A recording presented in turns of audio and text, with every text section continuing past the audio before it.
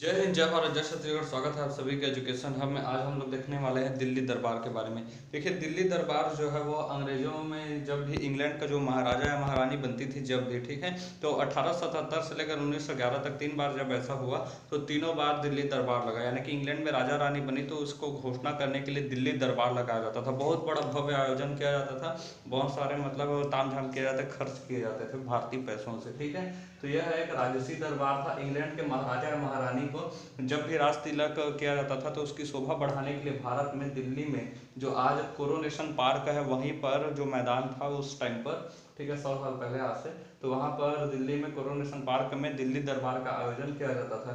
1877 से लेकर 1911 तक 3 बार जो है दिल्ली दरबार का आयोजन किया गया।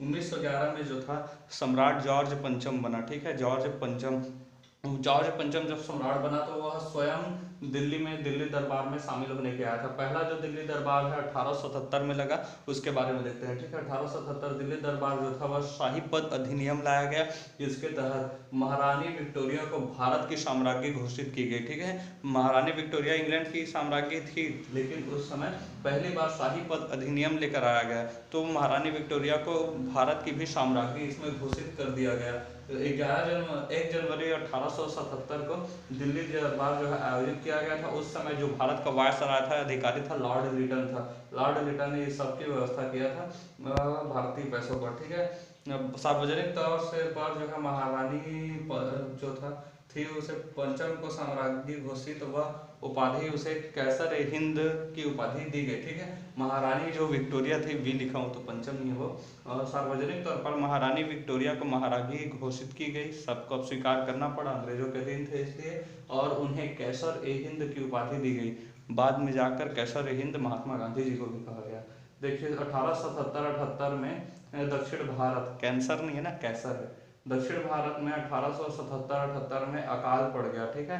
और भारत में दरबार में दिल्ली दरबार लगा था और इसमें बेशुमार धन दौलत खर्च किए जाते हैं। दक्षिण भारत में अकाल पड़ा है, उधर बेशुमार धन खर्च कर रहे हैं, प्रजा के हित में कोई सोच नहीं रहे हैं, बस राजा बन रहा है उसके लिए तैयारियां, मस्त आयोजन प्रोग्राम चल रहे हैं लोग का फंक्शन, तो इसलिए इसका बहुत ज़्यादा विरोध हुआ। भारतीय जनता के हित में कोई भी निर्णय नहीं लिया गया था, कोई भी निर्णय नहीं लिया गया था। महारानी जो थी विक्टोरिया, उसके संदेश के अंश जो है कुछ उन्होंने जो बोला उसे अंकित करके रखा गया है कलकत्ता के विक्टोरिया मेमोरियल में, ठीक है। कलकत्ता में विक्टोरिया मेमोरियल है, वो बहुत बेहतरीन जगह है। वहीं पर जो है इनकी महारानी विक्टोरिया का जो भी भाषण उन्होंने दिया था उसके अंश दर्ज है। उन्होंने कहा था कि यह अवसर हमारे प्रजा और हमारे मध्य जो मधुर संबंध स्थापित करने के लिए है, ठीक है। यह अवसर हमारे प्रजा और हमारे मध्य मधुर संबंध स्थापित करेगी, ऐसा उसने कहा है। यह अंकित है विक्टोरिया मेमोरियल में कोलकाता के। अब 1903 का दिल्ली दरबार देखते हैं। दूसरी बार दिल्ली दरबार 1903 में लगा। इसका आयोजन जो है लॉर्ड कर्जन ने किया था। उस समय वायसराय लॉर्ड कर्जन था। सम्राट जो था एडवर्ड सप्तम और महारानी अलेक्जेंड्रा बनी थी, ठीक है। तो सम्राट एडवर्ड सप्तम सेवंथ को जो है वो यहाँ का शासक घोषित किया गया, साम्राज्ञी घोषित किया गया सम्राट, और महारानी अलेक्जेंड्रा को साम्राज्ञी घोषित की गई। सम्राट तो स्वयं इस दरबार में नहीं आया था, लेकिन अपने छोटे भाई को भेज दिया था जिसका नाम था ड्यूक ऑफ कनॉट, इसे कहा जाता है। ड्यूक जो है वो शब्द जो है ड्यूक, वो डेनमार्क का शब्द है। ड्यूक जो है वो राजा होता है इसका अर्थ। तो कनॉट का राजा को, मतलब ड्यूक ऑफ कनॉट को भेजा उसने अपने छोटे भाई को। सार्वजनिक तौर पर यह सर्वाधिक शानो शौकत वाला एकदम भव्य तैयारी की गई थी। जो पहली बार दिल्ली दरबार लगा था 1877 में, उससे कहीं ज़्यादा पैसा इसमें खर्च किया गया था। इसमें 1 सप्ताह तक पूरा प्रोग्राम में प्रोग्राम चल रहा था। अस्थायी नगर इसमें बसाया गया था, अस्थायी रेल, डाक, तार की व्यवस्था की गई थी, लंबे लंबे बिजली के खंभे बढ़िया से लगा दिए थे, लाइट वाइट लगा दिए, रेलगाड़ी चला गई अस्थायी रूप से 7 दिनों के लिए, और पानी वानी की सप्लाई एकदम बढ़िया से कर दिया गया, बिजली की व्यवस्था कर दिया गया। अस्पताल और अस्तबल, यानी कि घोड़ों को रखने के वाले अस्तबल और अस्पताल की भी यहाँ पर व्यवस्था अस्थायी रूप से कर दी गई। जैसे महाराजा 1 हफ्ते बाद गए, दिल्ली दरबार खत्म हुआ, सब चीज़ को हटा दिया गया, ठीक है। तो भारतीय जनता जो है लेडी उसके हित में इसमें कोई निर्णय नहीं लिया गया था। इसमें जो लॉर्ड कर्जन था वायसराय, और लेडी कर्जन यानी कि उसकी पत्नी थी, उन दोनों ने मिलकर मस्त डांस किया my heart will go on वाला गाने पे, ठीक है, अंग्रेजी गाने पे। सबसे खर्चीला जो दरबार था वह दूसरा दिल्ली दरबार ही था, जो कि 1903 में आयोजित किया गया था। यह केवल शक्ति प्रदर्शन के लिए किया गया था, भारतीय जनता के हित में कोई निर्णय नहीं लिया गया। 1911 में दिल्ली दरबार जब हुआ तो लॉर्ड हार्डिंग द्वितीय और भारत का वायसराय था, यह आयोजक था। जॉर्ज पंचम, किंग जॉर्ज पंचम जो था स्वयं इस दरबार में आया था और महारानी विलियम मेरी को साम्राज्ञी घोषित की गई थी और किंग जॉर्ज पंचम को सम्राट घोषित किया गया था। सम्राट इसमें स्वयं उपस्थित थे। सम्राट को 8 मेहराब वाला बहुत बेहतरीन वाला मुकुट भी पहनाया गया था, जिसमें सैकड़ों हीरे जवाहरात उस मुकुट पे लगे हुए थे। सम्राट ने इसमें बहुत सारे निर्णय लिए थे, बहुत सारे महत्वपूर्ण निर्णय लिए थे। और पटियाला की एक महारानी थी, उन्होंने विलियम मैरी को हार उपहार में दिया था, ठीक है, गहने का उपहार में दिए थे। बहुत ही महत्वपूर्ण निर्णय सम्राट द्वारा किया गया, जिसमें पहला निर्णय था 1905 में जो लॉर्ड कर्जन द्वारा जो बंगाल विभाजन किया गया था, तो उस बंगाल विभाजन को रद्द किया गया, यह पहला निर्णय था। 16 अक्टूबर 1905 में लॉर्ड कर्जन द्वारा बंगाल का विभाजन कर दिया गया था, जिसे 1911 में किंग जॉर्ज ने रद्द कर दिया। बंगाल का जो पुनर्गठन था वो किया गया, बंगाल का पुनर्गठन किया गया। तो इसमें जो बंगाल का क्षेत्र है, जिसमें बांग्लादेश और पूरा बंगाल वाला क्षेत्र है, उसे एक रखा गया। उसके अलावा उड़ीसा और बिहार को एक रखा गया और असम को कमिश्नरी क्षेत्र रख दिया गया, ठीक है। जितना पूर्व मतलब नॉर्थ ईस्ट के जितने भी राज्य हैं हमारे, उसे पूरा एक कमिश्नरी स्टेट रख दिया गया और उसमें एक कमिश्नर बैठा दिया गया अंग्रेजों का कुत्ता के रूप में। दूसरा निर्णय जो था दिल्ली दरबार, ठीक है, दूसरा जो निर्णय था वह राजधानी दिल्ली लेकर आया गया, ठीक है। कलकत्ता से दिल्ली राजधानी को लेकर आया गया। भारत की प्रथम राजधानी कलकत्ता थी अंग्रेजों के टाइम से ही, तो उन्होंने कलकत्ता से दिल्ली इसे शिफ्ट कर दिया गया। इसका निर्णय जो है जॉर्ज पंचम ने ही लिया 1911 में, और 15 दिसंबर 1911 में इसकी नींव रखी गई, घोषणा किया गया जॉर्ज पंचम के द्वारा, और 1912 के आते आते इसे स्थानांतरित कर दिया गया। राजधानी जो है दिल्ली करने का सबसे प्रमुख कारण था वर्ल्ड वॉर का माहौल, ठीक है। WW1 यानी कि वर्ल्ड वॉर फर्स्ट का माहौल था, प्रथम विश्व युद्ध होने वाला था। 1912 का 11-12 का समय आ चुका था और 1912-13-14 से फिर 14 से 18 तक वर्ल्ड वॉर भी छिड़ चुका था, तो इस सब का आसार थे। इसलिए सुरक्षा की दृष्टि से राजधानी को एक सुरक्षित जगह पर लेकर आना बहुत ही महत्वपूर्ण था। इसे हम लोग समझेंगे मैप के माध्यम से, देखिएगा।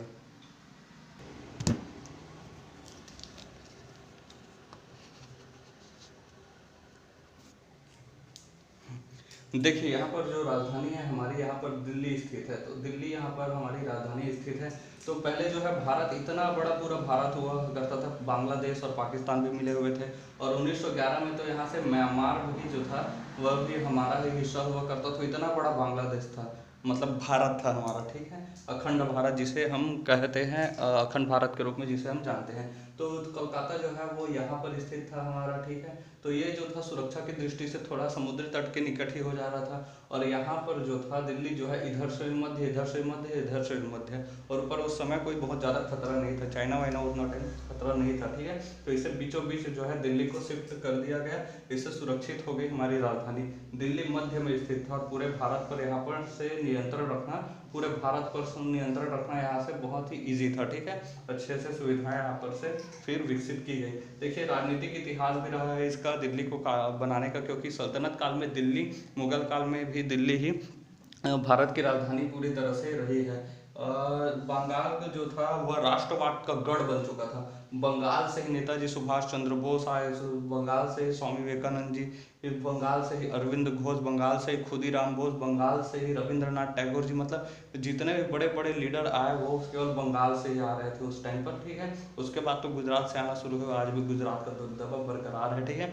तो बंगाल जो था ना एकदम मतलब पढ़े लिखे लोग थे पहली बात तो, और बंगाल में लोग बंगाली भी बोलते थे, हिंदी भी बोलते थे, और अंग्रेजों को अंग्रेजी में भी गालियाँ देते थे, ठीक है। तो और मछली भी मस्त खाया करते थे, तो इसलिए यहाँ पर राष्ट्रवाद का गढ़ बना हुआ था। तो यहाँ से राजधानी को दिल्ली शिफ्ट करना इनके लिए बहुत ही ज़्यादा इम्पोर्टेंट हो गया था। इन्होंने फिर एक नई दिल्ली की स्थापना की। दिल्ली जो था, दिल्ली के ठीक दक्षिण में जो है नई दिल्ली की स्थापना की गई, ठीक है, जिसे आज हम लोग लुटियंस दिल्ली के नाम से भी जानते हैं, ठीक है। ऐसा क्यों, यह भी देखेंगे। 1911 में नई दिल्ली की नींव रखी गई, ठीक है। नई दिल्ली जो है उसकी रूपरेखा तैयार करने के लिए ब्रिटेन से मंगाया गया एक वास्तुविद यानी कि बिल्डर को मंगाया गया, उसने डिजाइन तैयार किया जिसका नाम था एडवर्ड लुटियंस, ठीक है, एडवर्ड लुटियन। उसने हर्बर्ट बेकर के साथ अपना एक साथ में चेला भी लेकर आया, ठीक है, साथी हर्बर्ट बेकर, ठीक है। 1927 में जो है दिल्ली का नाम, वो जो क्षेत्र रखा गया था उसका नाम नई दिल्ली रखा गया, और 1931 में इसका उद्घाटन लॉर्ड इरविन ने किया, ठीक है। और लॉर्ड इरविन ने 1931 में इसका उद्घाटन किया। देखिए 1911 में जो है घोषणा किया गया दिल्ली राजधानी बनाने का, 1912 में शिफ्ट हो गया दिल्ली पे राजधानी, नया क्षेत्र विकसित किया गया पूरा, और वहाँ पर 1927 तक इसे नई दिल्ली का नाम रखा गया। 1931 के आते आते लॉर्ड इरविन ने उद्घाटन भी किया, और इसमें लाल किला बनाया गया, ठीक है। प्रथम विश्व युद्ध के टाइम, सॉरी, लाल किला तो शाहजहां ने बनवा दिया था, मतलब जो दिल्ली के टाइम पर राष्ट्रपति भवन है वहाँ पर से जो कर्तव्य पथ, आज जिसे हम कर्तव्य पथ के रूप में जानते हैं, वो पूरा, और बहुत सारा जो गार्डन वगैरह है पूरा जितना दिल्ली का, वो लुटियंस दिल्ली वाला या नई दिल्ली का एरिया देखेंगे तब लगता ही है कि कितना प्रशासनिक एरिया है, ठीक है। सांसद वगैरह सब जो भी बना है वो वाला एरिया देखिएगा, एकदम मतलब लगता है कि सिस्टमेटिक, हाँ भारत के सच में यहाँ पर प्रशासनिक व्यवस्था दिल्ली में है, ऐसा फील हो जाता है। तो वो है लुटियंस दिल्ली। देखिए यहाँ पर अब जनगणमन विवाद हुआ था 1911 में। जो 1911 में कांग्रेस का जो कलकत्ता अधिवेशन था उसमें इन्होंने, कांग्रेसों ने जनगणमन गा दिया था, सभी नेताओं ने मिलकर, रविन्द्रनाथ टैगोर के जो है गीतांजलि से लिया गया था, हुआ था जनगणमन, ठीक है, जनगणमन उसे गा दिया गया, और जॉर्ज पंचम का स्वागत के प्रस्ताव भी इसमें पारित कर दिया गया। एक गीत बच्चों के द्वारा भी तैयारी किया गया था जॉर्ज पंचम के सम्मान में, हुआ था बादशाह हमारा सबसे प्यारा, ऐसा करके बच्चे लोग झूल झूल के गा रहे थे, ठीक है। इसके रचयिता थे कवि रामभोज चौधरी। बंगाल के क्षेत्र में अंग्रेजी अखबार में यह जब बात छपी कि 1911 के कलकत्ता अधिवेशन में सभी कांग्रेस जो पार्टी के थे सदस्य, उन्होंने क्या गा दिया है, जनगणमन गा दिया है। तो यह एक राष्ट्र गान के रूप में था, तो राष्ट्रगान तो वही गाएंगे जो लोग स्वतंत्र होंगे, तो यह काफ़ी विवाद का कारण बन गया, ठीक है। तो इतना सब चीज़ था आज तक के इतिहास में। उसके बाद देखिए 15 अगस्त 1947 को भारत जो है वह अंग्रेज छोड़कर चले गए, और साथ में ही एक वायरस को जन्म दे गए 14 अगस्त 1947 को पाकिस्तान को, ठीक है। 14 अगस्त 1947 को पाकिस्तान का जन्म हुआ, और 15 अगस्त 1947 को भारत जो है आज़ाद हुआ है, ठीक है। ये बात दिमाग में रखेंगे। तो इसके बाद जो है पूरी तरह से हम लोगों ने इतिहास, गांधी युग समाप्त कर लिया, और जितने भी छोटे बड़े घटनाएं थी इन सबको हम लोगों ने पढ़ लिया है। अब उसके बाद स्वतंत्रता मिलने के बाद क्या हुआ उसे देखेंगे। तो नेहरू काल के नाम से इसे जाना जाता है स्वतंत्रता के बाद को, ठीक है। विभाजन के बाद अंग्रेजों ने सबसे बड़ी गलती यह की, उन्होंने गए भी ना तो मतलब एकदम फुट डालकर चले गए, एकदम मतलब सबसे बड़ी गलती के रूप में कहें या हरामीपन कहें, उसे जो भी कहें ठीक होगा। पाकिस्तान में जो रहना चाहते हैं वो पाकिस्तान में रहें, जो भारत में रहना चाहते हैं वो भारत में रहें, या फिर इसके अलावा जो स्वतंत्र भी रहना चाहते हैं वह स्वतंत्र भी रह सकते हैं, ऐसा अंग्रेज कहकर चले गए, ठीक है। इससे हुआ यह कि कश्मीर के जो राजा थे उस टाइम पर कश्मीर के जो राजा थे हरि सिंह, ठीक है, ये था हमारा कश्मीर का पूरा एरिया। यहाँ के राजा थे हरि सिंह, वो जो है बात नहीं माने, उनकी जो दूरदर्शिता थी वह भी बहुत ही कम थी, ठीक है। दूरदर्शिता उनमें थी कि नहीं, दूर की नहीं सोच पाते थे। उनका जो पीएम था, प्रधानमंत्री था शेख अब्दुल्ला, ठीक है, राजा का प्रधानमंत्री था शेख अब्दुल्ला, वह एक नंबर का हरामी, और वो यह व्यक्ति मुसलमान था और पाकिस्तान को प्रमोट करता था। पाकिस्तान से आतंकवादी की सप्लाई इसी ने की थी, ठीक है। इसके कहने पर जो है राजा हरि सिंह जो है, अंग्रेजों ने कहा था जिसे स्वतंत्र रहना है वो स्वतंत्र भी रह सकते हैं, तो कश्मीर को इसने स्वतंत्र रखने का निर्णय लिया राजा हरि सिंह ने शेख अब्दुल्ला के कहने पर। और पाकिस्तान ने कश्मीर में बहुत सारे, शेख अब्दुल्ला ने और क्या किया यह तो राजा से कहवा दिया, लेकिन शेख अब्दुल्ला ने उसके बाद पाकिस्तान से बहुत सारे जो है घुसपैठिए कबीले के भेष में मंगा दिए जो कि आतंकवादी थे, ठीक है। पाकिस्तान से बहुत सारे आतंकवादी फिर भारत में कश्मीर वाले क्षेत्र पर आना शुरू हुआ। कश्मीर के क्षेत्र में बहुत सारे दंगे वगैरह भड़कने शुरू हुए, खुद राजा को मारने की तैयारियां शुरू हो गई थी। तो राजा इस टाइम पर एकदम बका गया कि क्या हो गया ठीक से, ठीक है। तो कबीले के भेष में आतंकवादी जो है घुस गए। तो हरि सिंह जो था उस टाइम पर फिर नेहरू जी से मदद मांगने के आया कि आप तो बचा लो हमें करके। तो सरदार पटेल जी ने कहा अभी रुको थोड़ा सा, और 26 जनवरी 1947 को एक विलय पत्र पर हस्ताक्षर करवाया। पहले कश्मीर को भारत में मिला तो दें, फिर उसके बाद तो सेना भेजेंगे, किसी दूसरे के लिए सेना थोड़ी ना भेजेंगे। तो विलय पत्र पर हस्ताक्षर किया गया और सेना की जिम्मेदारी जो है ब्रिगेडियर उस्मानी जी को दिया गया।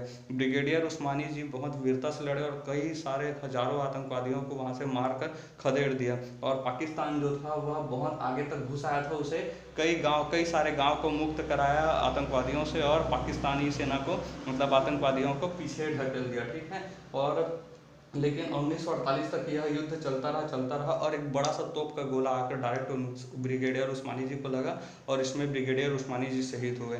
भारत में अगर ब्रिगेडियर उस्मानी जी शहीद नहीं हुए होते 1948 में, तो भारत के पहले फील्ड मार्शल यानी कि सेना प्रमुख जो है ब्रिगेडियर उस्मानी जी बनते, ठीक है। हमारी जो सेना थी वह कश्मीर पहुंची, तब तक पाकिस्तान ने लगभग कश्मीर का 30% एरिया जो है वो पूरी तरह से कब्जा लिया था, ठीक है। 30% एरिया पूरी तरह से कब्जा लिया गया था, जिसे आज हम लोग POK के नाम से जानते हैं, जिसे पाकिस्तान ऑक्यूपाइड कश्मीर के नाम से जाना जाता है। इसी को फिर सीमा मान लिया गया, क्योंकि जवाहरलाल नेहरू जो थे वो मतलब ना विदेशों से बहुत ज़्यादा मतलब इनको अट्रैक्शन था, इंटरनेशनल के रूप में इंटरनेशनल अपनी छवि बनाना चाहते थे, ठीक है। और इस वजह से ये चले गए यूएनओ में इस मुद्दे को उठा दिया गया।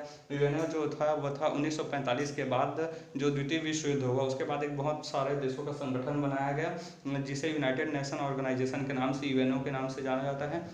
इसने कसम खाया कि तृतीय विश्व युद्ध होने नहीं देंगे, ठीक है। अब कहाँ तक सफल होगा ये देखते ही रहे, रूस यूक्रेन का युद्ध चल ही रहा है वैसे तो, ठीक है। तो इसमें 5 स्थायी सदस्य और बाकी अस्थायी सदस्य इसमें होते हैं। 5 स्थायी सदस्य में अमेरिका, ब्रिटेन, चीन, फ्रांस, रूस, ठीक है। ये 5 होते हैं। इसमें सबसे बड़ी गलती नेहरू जी ने कर दी कि यूएनओ में मुद्दा उठा दिया, और यूएनओ में जो ये मुद्दा वो उठाया वह आज तक सॉल्व नहीं हुआ। आज तक यूएनओ में ये मुद्दा कश्मीर का अटका हुआ है, क्योंकि यूएनओ ने 2 प्रकार के मतलब समाधान रखे कि पाकिस्तान जो है वो अपने आतंकवादी, ठीक है, पाकिस्तान वापस बुला ले, यानी कि अपनी सेना वापस बुला ले। तो इसमें पाकिस्तान एग्री नहीं करता, वापस नहीं बुलाएंगे करके। और दूसरा कहा गया कि कश्मीर में जनमत करवा दिया, ठीक है, जनमत संग्रह करवा दिया जाए, कि वहीं के लोगों से, जनता से ही पूछ लिया जाए कि वह कहाँ रहना चाहते हैं। देखिए 1980-90 के बाद ना इतना मतलब जितने भी हिंदू थे ना सबको मार पीट कर, महिलाओं का रेप करके सबको मतलब तबादले कर दिए गए, या तो मार दिया गया या फिर वहाँ से खदेड़ दिया गया, ठीक है।